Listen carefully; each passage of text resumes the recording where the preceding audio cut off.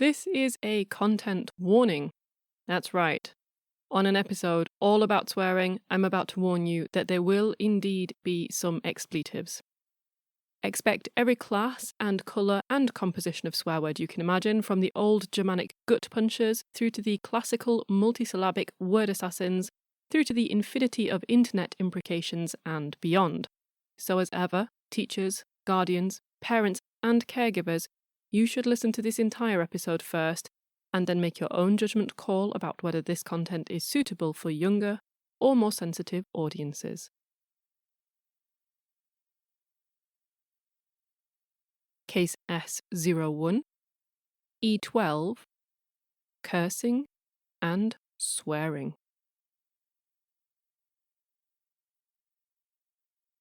It's May of 2005. We're in England, close to the dreaming spires of Oxford University, that epicentre of stately, ancient knowledge. A record-breaking heatwave is clamping down on the south of England, and at one point the temperatures reach as high as 31 degrees Celsius. That is a whopping 88 degrees Fahrenheit. For England, in May, that's enough to break a 50-year record. But right now, it's evening, it's a little cooler, and for some students they have just finished their finals. These are end-of-year university exams. Time to take a night out and celebrate. Perhaps anticipating a little post-stress rowdiness, the police are visible on the streets, some on foot, others on horseback. As the night darkens and the drinks flow, the festivities increase, and 21-year-old English literature student Sam Brown approaches a mounted police officer. For reasons with which we are likely to never be acquainted, he decides to address the officer with the immortal words, "Excuse me, do you realise your horse is gay?" Quite what Brown's purpose was, I couldn't even begin to guess, and I'm now going to pose a conundrum equally baffling. I'm forced to confess here that I can't confidently determine if Brown is commenting on the horse's sexual orientation, or if he is using gay as a pejorative remark. So for people outside of Britain, in case this didn't occur in your own linguistic backyard, for a while there, gay was a shorthand slur. It was an insult driven by homophobia. Thankfully, that brief, ugly moment seems to be mostly over, but at the time of this case, either interpretation of the word, as a sexual orientation or as a homophobia-laced insult, was entirely plausible.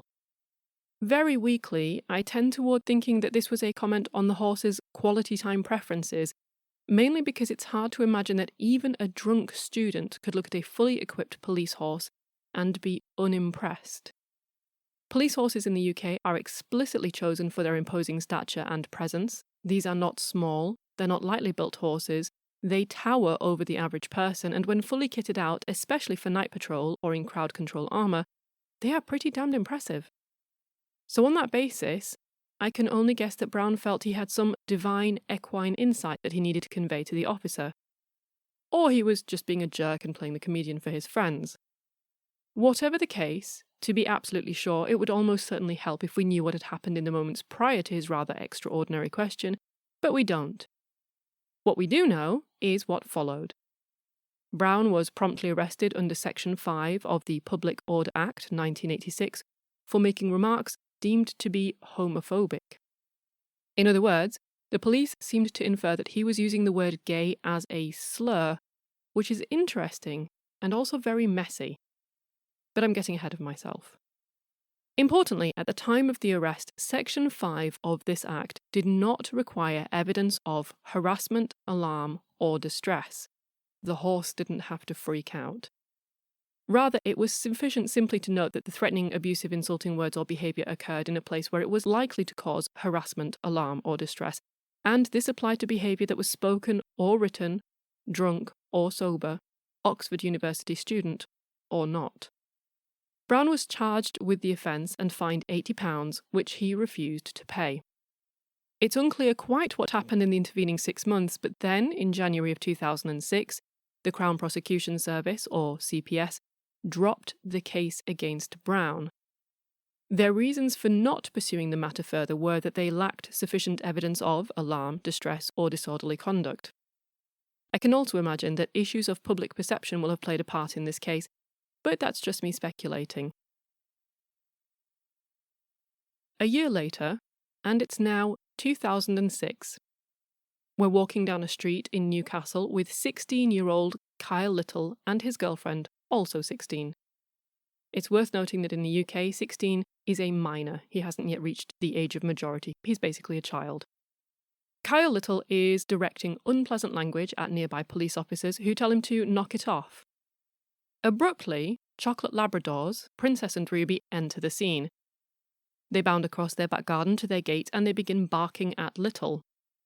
Little decides that he should growl and bark back, and the police spring into action and arrest him. Meanwhile, the dog's owner, Sunita Vidhara, looks on with the perplexity that I can only imagine the rest of us would feel if this bizarre scene started unfolding at our own garden gate. As a direct consequence of barking at the dogs, Little is cuffed, stuck in a police van, taken to the station, held in a cell for over 5 hours, taken to magistrates' court, convicted under Section 5 of the Public Order Act 1986, fined £50 and charged £150 in costs. Little appeals and the Crown Court determines that his appeal is sound. In overturning his conviction, Judge Beatrice Bolton drenches the whole affair with a refreshing shower of cold words, thus: "The law is not an ass. I'm sure an expert on Labradors could explain how distressed the dogs were, but I don't think Section 5 of the Public Order Act applies to dogs. Growling or barking at a dog does not amount to a Section 5 offence, even if a defendant has been told by the police to curb his language. He obviously did curb his language and spoke to the dogs rather than continuing to swear at the police." Back to the Public Order Act 1986. As you may be starting to realise, Section 5 clearly has the hallmarks of judicial infamy, and yet not all the stories it generates work out in quite the same way as these two. We'll come back to Section 5 later, though, after we've gotten better acquainted with some real swear words. Welcome to Enclair, an archive of forensic linguistics, literary detection, and language mysteries. You can find case notes about this episode, including credits, acknowledgements, and further links to reading at the blog. The web address is given at the end of this episode. And if you get a moment, leave us a rating wherever you get your podcasts from. One of my earliest childhood memories, and you may want to skip forward about a minute or so if you're squeamish here, is of almost chopping off a thumb tip in the hinge side of a door. So at the age of about 6 or 7 or so, I went to go see if my neighbour of about the same age wanted to play out, and as he opened the door, I leaned on the frame to ask him. He was in a bad mood for some reason, I have no idea why. He shouted no, and he slammed the door shut in my face. Unfortunately, my thumb was in the hinge bit as the door shut. I don't actually remember much about the next few minutes. I recall sweaty, pasty-faced parents. I think I screamed a lot. And I remember that there was a blood-drenched tea towel wrapped around my fist so that it looked like this murderous turkey drumstick. And then my next clearest memory is sitting in hospital some hours later, and by this point my thumb tip has been sewn back on, and I am high as a kite on a very powerful cocktail of drugs. A nurse, meanwhile, is struggling to show my mother how to dress a squirming child's very tiny thumb. I am not helping matters at all. I'm tired and high. And into the midst of this tense, fraught scene, I randomly announce, "I have a bloody thumb." My last vivid memory of the whole incident is of all the grown-ups in the room, there's about 10 of them, I don't know why, all bursting into laughter as if I had taken the Apollo Theatre by storm. So, as you can imagine, aged 6 or 7, also off my face on drugs, I stored this information away about this magical word, and some weeks later, grinning broadly, I told everyone at the dinner table, "I have a bloody broccoli." This did not go down the same way. In fact, not only did nobody laugh, I actually spent the rest of the night in complete disgrace. So, interestingly, swearing and children have been a confluence of topics that have worried at the neuroses and anxieties of society since about as long as swearing has existed. What are parents, educators, and other adults to do about the problem of child swearing? This is the question that opens the 2013 article, A Child's Garden of Curses, written for the American Journal of Psychology by Kristen and Timothy J. They go on thus. It is clear that at some point children learn taboo language. However, the nature of this acquisition is unspecified by language researchers.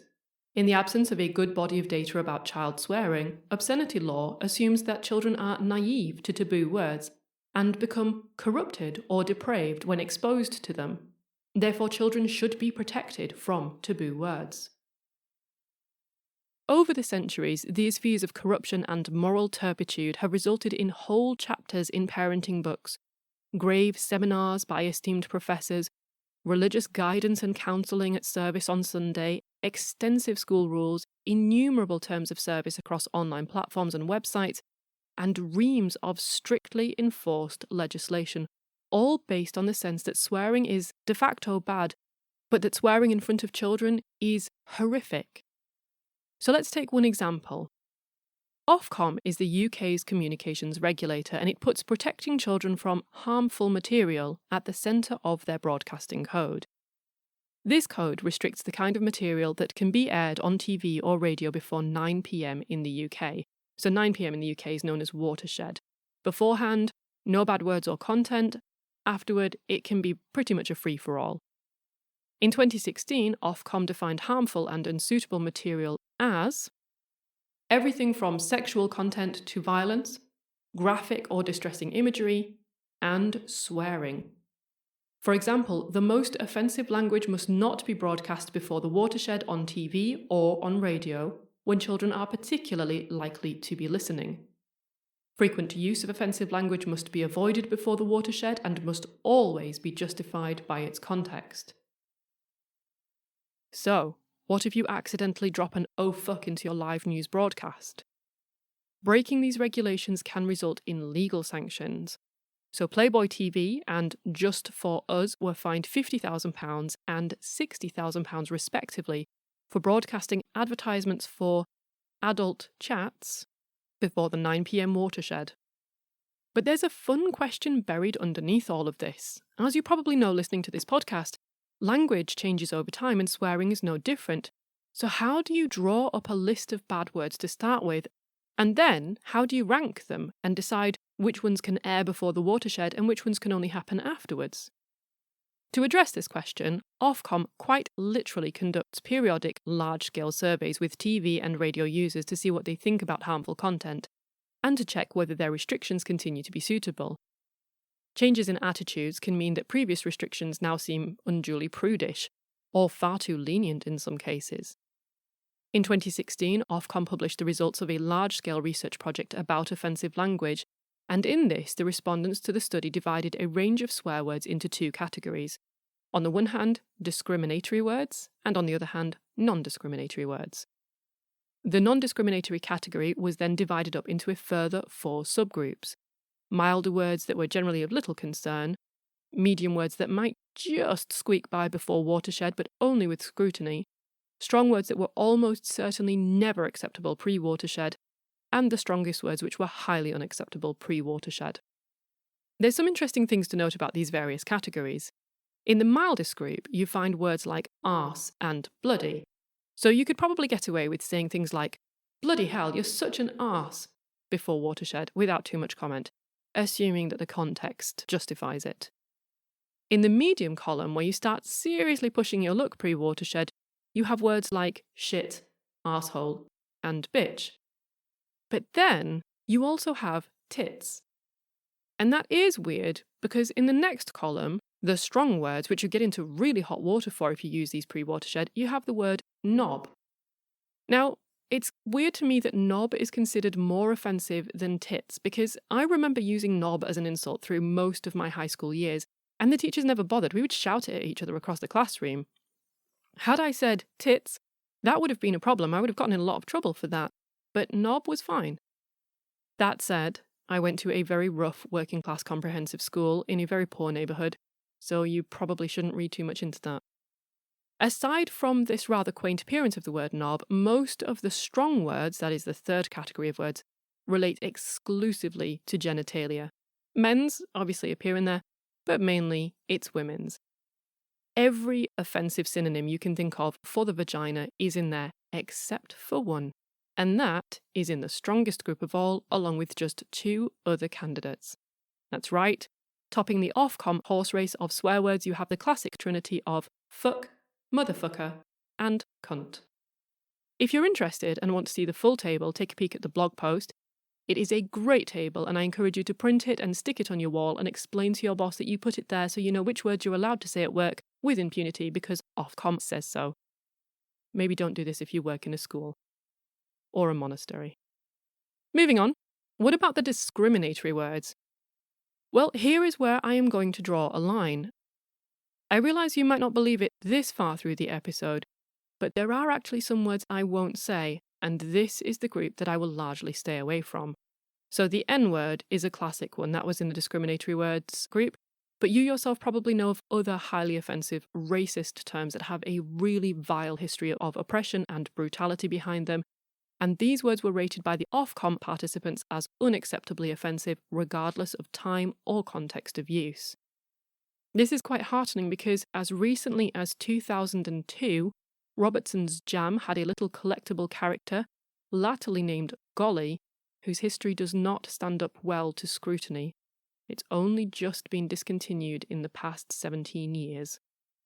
Thankfully, explicitly homophobic and transphobic words were also considered deeply unacceptable. But when it came to words related to mental health and disability, there was a more complicated reaction. Some terms, such as spastic, mong, and retard, were evaluated very negatively regardless of context. That's quite heartening again. But others, such as loony or mental, were seen as rather more mild and therefore more acceptable. And this raises a question about whether or not we have a lot more work to do about words relating to mental health. Finally, the overall view was that whilst participants were generally supportive of putting some of the restrictions described above on offensive language, particularly to protect children, they did also prefer TV and radio to be realistic. So there's that weird dichotomy again. We somehow don't think it's harmful for adults to swear, and we're so unconcerned by it that we even think of it as normal, that TV and radio without it would seem unnatural, it wouldn't be lifelike. But we're strangely upset at the idea of children swearing or hearing swearing for fear of something, this moral decay, this damage that will happen to them in some way. And I set myself here as a perfect example of the contradictory nature of this position. As a linguist, I know full well that swearing is just another flavour of words. It's a different colour on the linguistic spectrum that one only paints into conversation in certain times and places.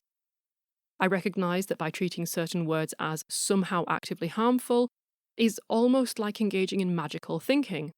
I should stress here that I'm not talking about words that demean others. I'm talking about the kind of thing you might say if you drop something on your foot. We'll get into the finer definitions between different swear words in a minute. But why should it matter so much if I utter an exclamation of pain that uses one set of sounds rather than another? What harm could this do to any nearby child? I mean, let's say they instantly learn this new exciting sound. People who've watched Meet the Fockers will remember this when the little boy learns to say asshole and says it everywhere. So let's say they instantly learn this new exciting sound and start using it anywhere and everywhere. What harm does it do to anyone else? You know, Aunt Gladys might clutch her pearls, and those people down the post office might think you're the worst parent alive. But what takes them from your child has made a sound to this conclusion? What's the bad thing that's happening? If you really put this concept under the microscope, it doesn't actually make much sense. Why do we choose to be mortally affronted by a person swearing, a little person particularly, but really anyone, especially if we recognise, as we often quickly can, that a child who uses a swear word like this often really doesn't know the word thoroughly yet? And yet, despite being in full possession of this paradox, I have broken my toe in front of 3 small pairs of ears, and instead of letting out an entire rainbow of extremely colourful words, I hobbled out of the room and groaned quietly to myself until I could function again. So, as a linguist, I know better, and yet I still do this. There is interesting research that looks into how we ever end up learning to swear at all, given our general social squeamishness about letting the younger part of the population into this magical world of bad words. And some of it quite amusingly shows that children rate words like fart and poop as being really bad swear words, whilst their ability to even recognise the more serious words is essentially underdeveloped because they just haven't had the exposure. They don't even know what these words mean, it's just like trigonometry to them. Whereas fart and poop, they hear that all the time and it's funny and it's bad. So to them, that's at the top of their really naughty word list. So now you know that next time your child calls you a poo-poo head or a smelly fart face, they're actually wheeling out the really big guns and hitting you with all the linguistic nukes they have at their command. Anyway, to go all the way back to the bloody broccoli incident from a few hours ago, this was the point where I decided that swearing and grown-ups made absolutely no sense, both independently of each other and together as a whole. Why, I wanted to know, are some words considered bad? Because they're all just sounds or letters or gestures after all. And as I got older, I realised that in speech we produce these exact noises all the time. Some people, when speaking quickly, might want to examine exactly how they pronounce words like couldn't. When I get fast mid-speech, that is a very different word. And then there are words like that classic dog breed, the Shih Tzu. And no episode like this would be complete without a reference to The Simpsons where Bart is obsessed with talking about a 9-inch pianist. But that's slightly off-piste. See? Nearly swears and actual swears that aren't really swears are everywhere. I mean, in writing, there's something known as the Scunthorpe problem. If you don't understand, write the word out, study it carefully, and you'll see what I mean. In gestures, some that are considered friendly or supportive or positive in one culture are deemed highly obscene in another. And there is a current battle right now to take the OK hand gesture, where you make a circle with your thumb and your forefinger and you fan out your other 3 fingers, is sort of an OK hand gesture. And people are trying to make it into an offensive white power sign. So we know that there's nothing inherent in the combination of sounds or letters or gestures by themselves that is automatically offensive. Yet, despite this, we still prosecute, persecute, and even execute people for using certain words. Now, if you said words really can cause harm or offence, I would absolutely agree. They certainly can. But I'd also say that people can and do cause all kinds of lifelong appalling psychological harm without ever once using swear words. They do instead use polite, neatly coiffed, buttoned and brushed up language, so it isn't the swear words by themselves that cause the damage.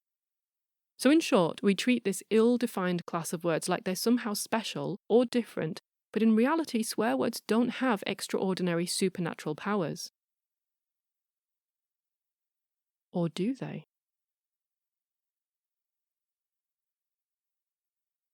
Day to day, most people rarely think about swearing and bad language.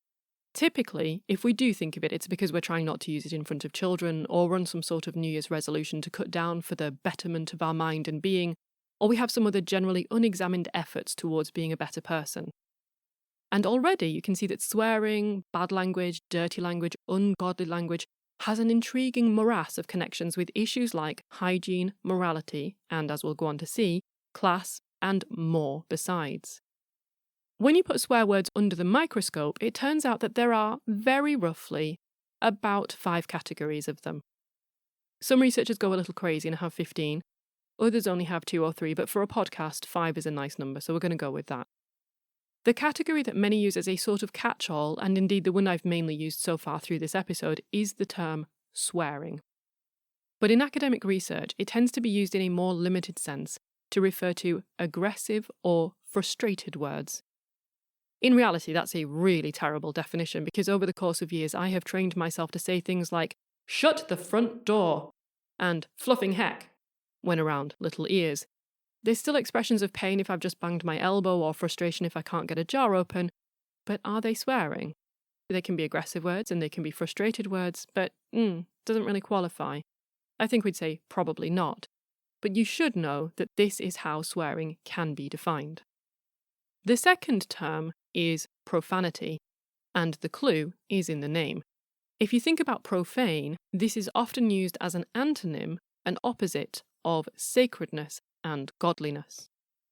Meanwhile, synonyms, that is, other words that are similar to profane, include words like secular, worldly, earthly, impious, irreverent.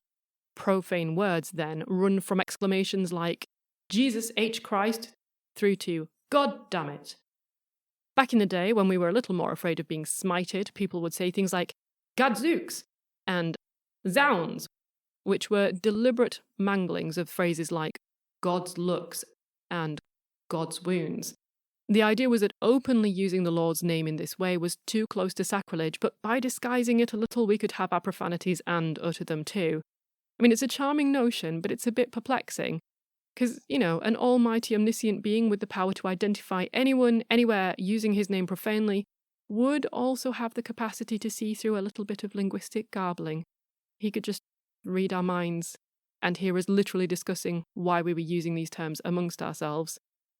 But anyway, the third category is interwoven with the one before, but it's like profanity plus. This one is blasphemy.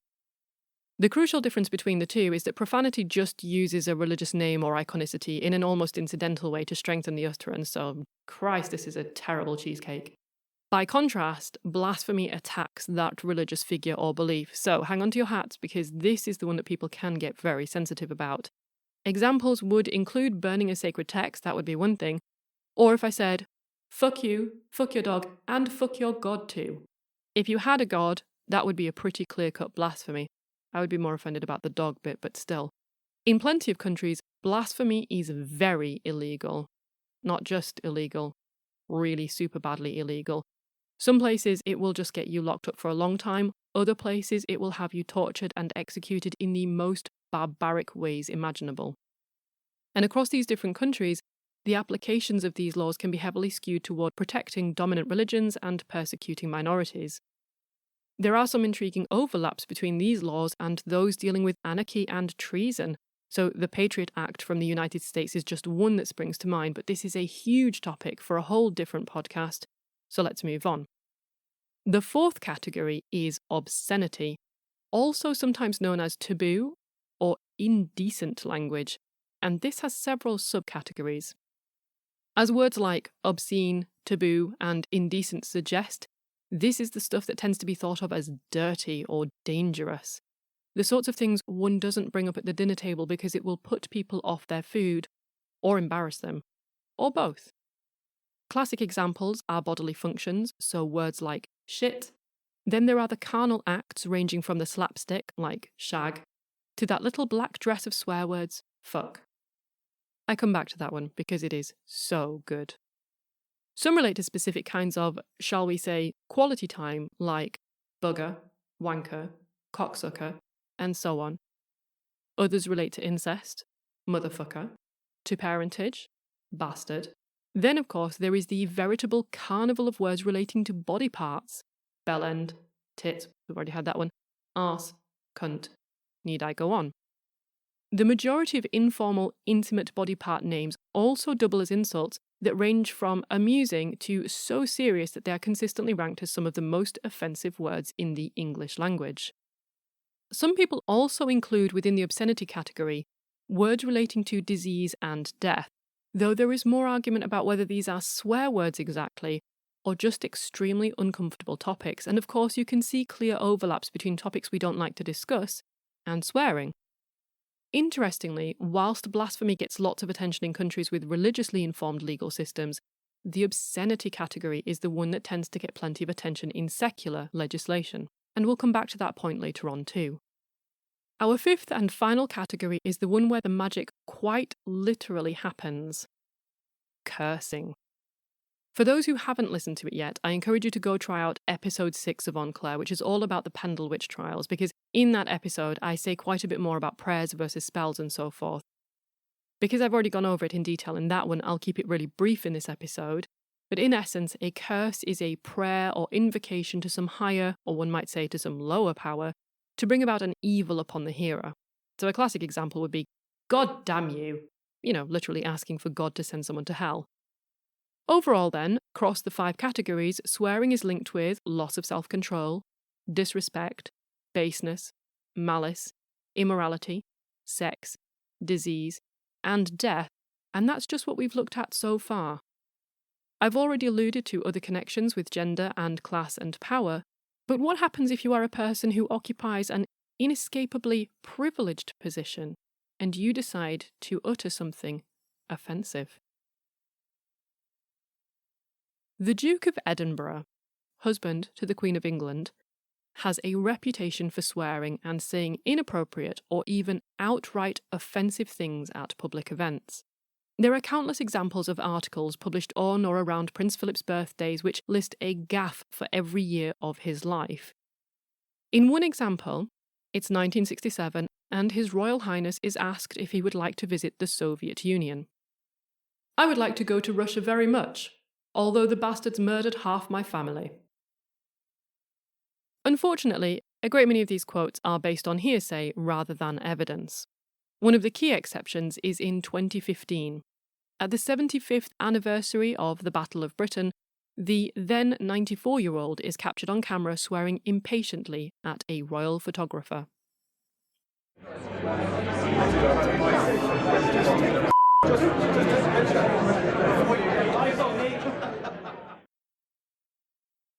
The audio is rather poor quality, he did mutter it, so in case you couldn't make it out, you can see him mouth and just about hear the words, "Just take the fucking picture." If you get a chance, do watch the video. It's worth it if only for the subsequent close-up of Prince William's face. Anyway, it's interesting to note how the press play this story out. They paint Prince Philip as this outspoken but lovable rogue who likes to cheekily breach royal decorum, and his comments over the years have been variously described as gaffes, clangers, off-the-cuff remarks, or plain speaking. He's been described as a national treasure and has even been nicknamed Wince Philip for his tendency to make people cringe through his remarks. Many of the quotes attributed to him, however, are less lovable rogue, more racist grandpa. In 1986, during a visit to China, he warned British exchange students, "If you stay here much longer, you'll all be slitty-eyed." I wish to God I was kidding. And remember, according to Ofcom's 2016 research project, terms like these are rated as amongst the most offensive by the British public. And yet, this China comment is frequently described in the press as an example of a gaffe. The media will have an actual cow about a working-class teenager dropping the F-bomb in private conversation as the first signs of an impending apocalyptic mass extinction event that will end the entire universe. But here, it laughingly reduces an actual racist comment by a member of the royal family right down to an unintentionally embarrassing or rude remark. Hang on to Prince Philip's frankly mind-boggling social blank check, though, because we're going to see some real examples of what happens when you're not an old, white, upper-class, wealthy royal dude.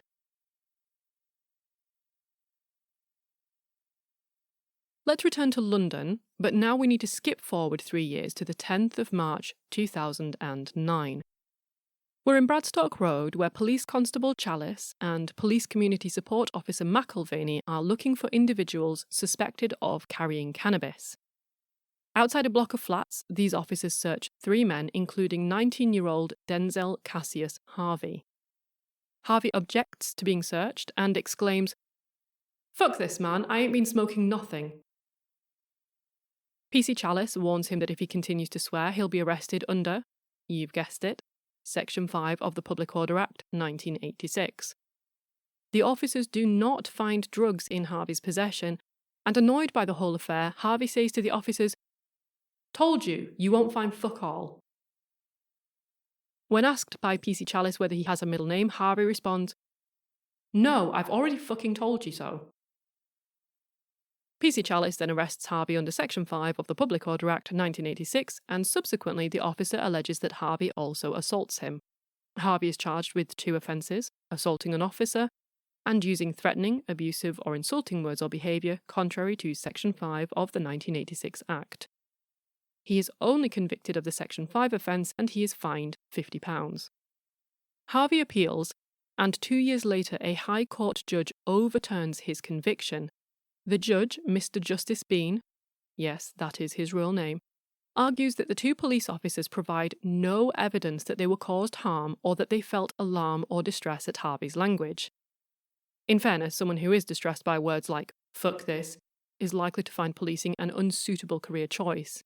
Instead, however, the officers argued that the arrest was justified because "we believe that this was a public area in the middle of a block of flats.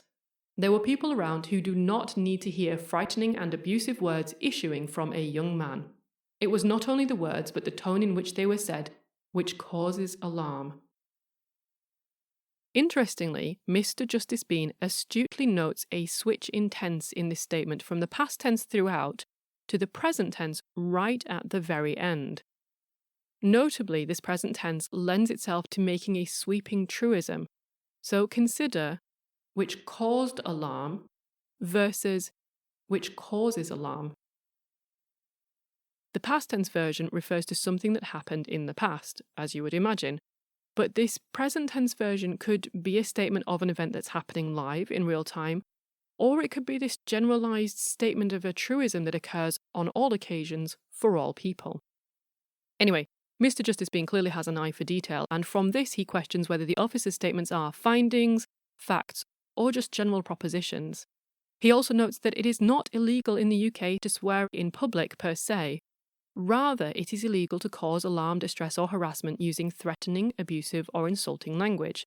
In other words, phrases like fuck off have the potential to be abusive, especially since they can be directly targeted at someone. However, that wonderfully versatile word, fuck, the blue jeans of our vexicon, is capable of acting in a dozen different capacities in English. It can be an intensifier. This is fucking awesome. It can be an exclamation. Well, fuck. It can be all kinds of verb, including fuck that shit up, fucking about wasting time, fuck someone over, and, well, just fuck, as in sex. It can even be one of our rarest linguistic affixes in English, the infix, as in the word abso-fucking-lutely. We can give zero fucks about something. We can no fuck all. We can be bored, tired, or hungry as fuck. We can podcast the fuck out of swearing, and in the most perfect turn of phrase in any language anywhere, we can, in Scotland, get to fuck. I went on holiday, and you see it from a different perspective when you go on holiday with your friends for the first time. I've always seen them in action, but when you actually go on one, a boys' or a girls' holiday, the holiday starts months in advance. The day you go and book the holiday, that's a wee holiday in itself. Saturday morning, get a couple of cans, let's get fucking steaming, go and book that. You don't just send a couple of representatives, about 18 of you go to the travel agent. Fucking boot the door off the hinges. Get us to fuck. The deal in the window, times 18. Of the original 18 who sign up, only 4 will make it. It's a bit like a boot camp. Unemployed as fuck mates. They're the first ones to bail on you. Fall at the first hurdle. Don't know if I can go, lads. Unless my PPI comes in. Think Thomas Cook will take self-esteem.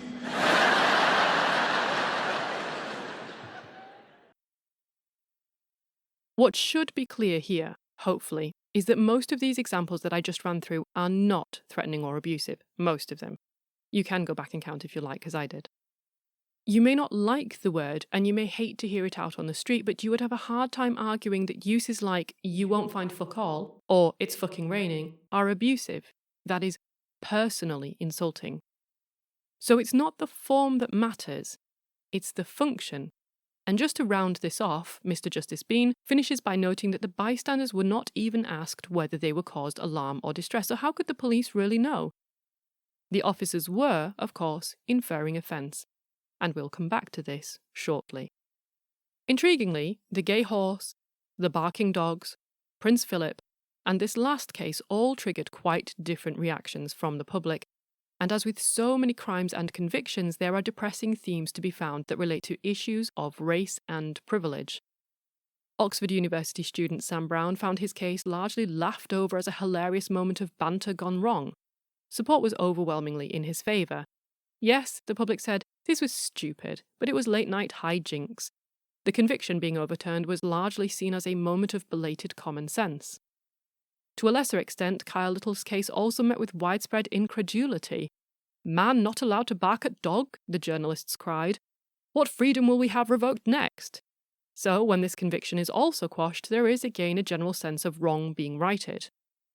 And we've already seen how Prince Philip's various mind-boggling racism is laughed off as an amusing, eccentric old royal being un-PC.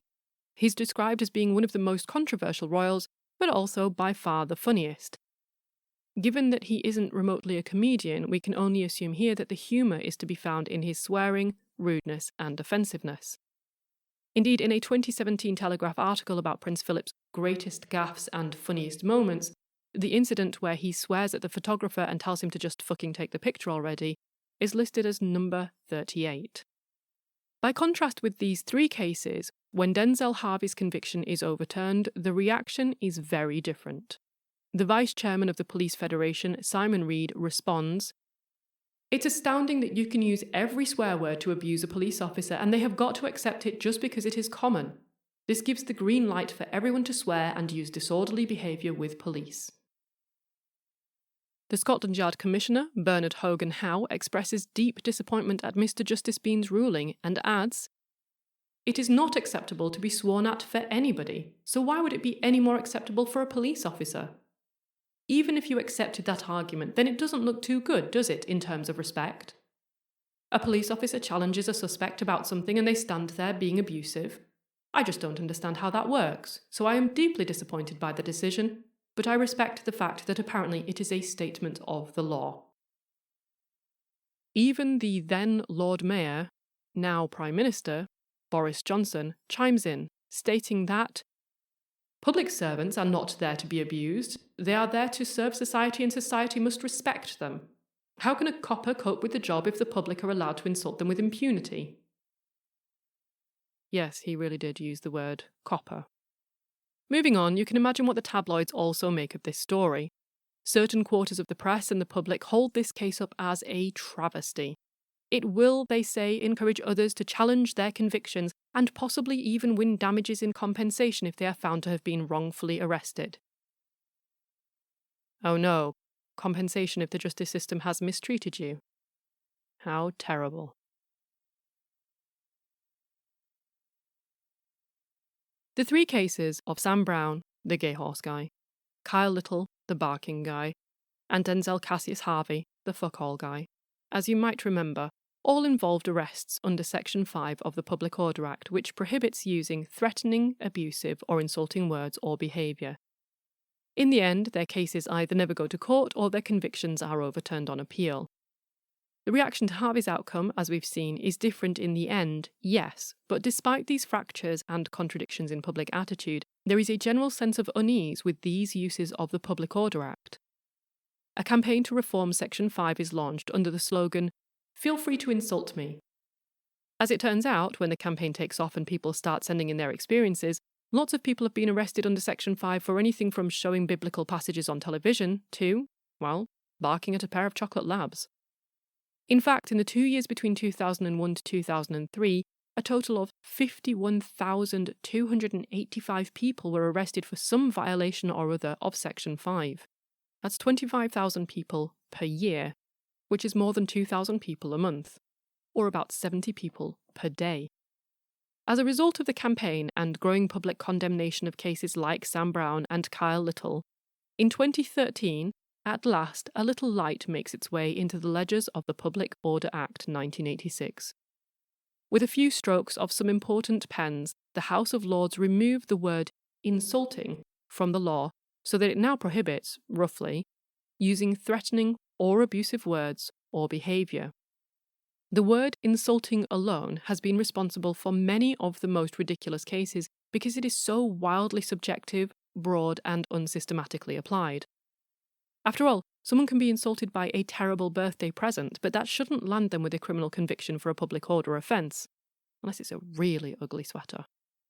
Alongside this, there was also the issue of quite who was supposedly being insulted. Was the police horse insulted?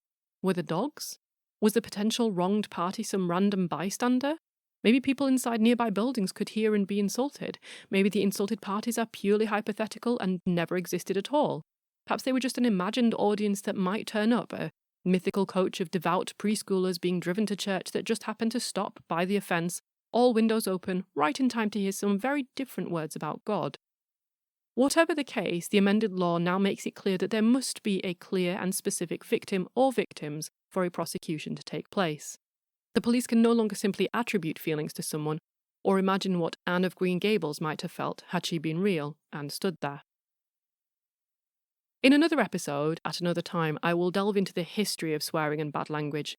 It's amazing to follow the twists and turns through royal palaces and dusty old courtrooms into mainstream novels and onto the glittering screens of our televisions, causing, as it goes, ever louder torrents of anxiety and amusement, censorship and insurgence. But for this episode, let's give the last word to one of language's greatest heroes, Stephen Fry, and his especially interesting take on swearing. If an alien was looking down on us and inspecting our language, they would see that the worst thing we do on this planet is we torture, we kill, we abuse, we harm people. We're cruel. And those are the things of which we should be ashamed.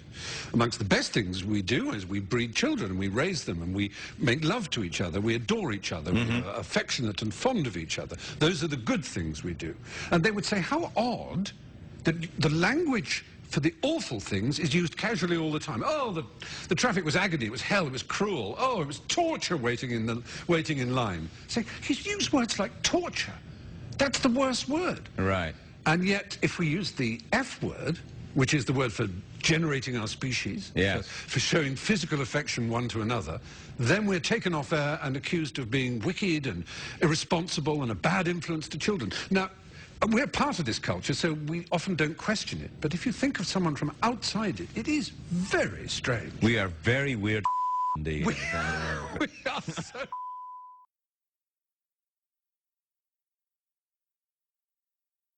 This episode of On Claire was researched and fact-checked by Rebecca Jagodzinski.